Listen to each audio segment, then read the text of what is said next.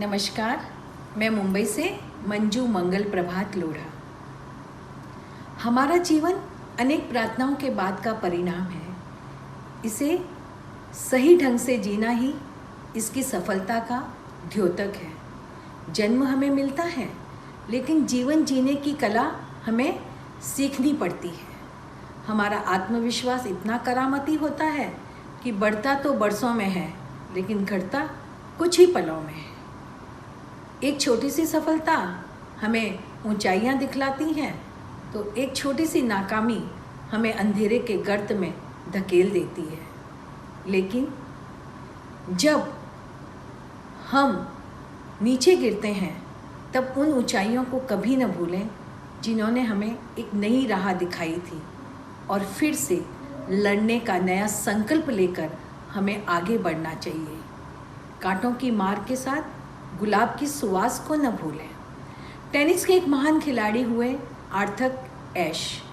उन्हें एक गंभीर जानलेवा बीमारी हो गई। उनके प्रशंसक जगह जगह से उन्हें खत लिखने लगे, ईश्वर से उनकी सलामती की दुआएं मांगने लगे। एक दिन उनका एक प्रशंसक उन्हें मिलता है और भगवान से शिकायती लहजे में कहता है कि आखिर भगवान ने आपको ही ये गंभीर जानलेवा बीमारी क्यों दी, किसी और को क्यों नहीं। तब आर्थर एस मुस्कुराते हुए जवाब देते हैं कि इस दुनिया में करोड़ों बच्चे जन्म लेते हैं, उनमें से कुछ लाख ही टेनिस खेलना सीखते हैं। उनमें से आधे ही होते हैं जो उसे व्यावसायिक तौर पर अपनाते हैं। उनमें से 5,000 ही होते हैं जो ग्रैंड स्लैम तक पहुंचते हैं। उनमें से 50 ही होते हैं जो विंबलडन की खिताबी दौड़ में शामिल होते हैं।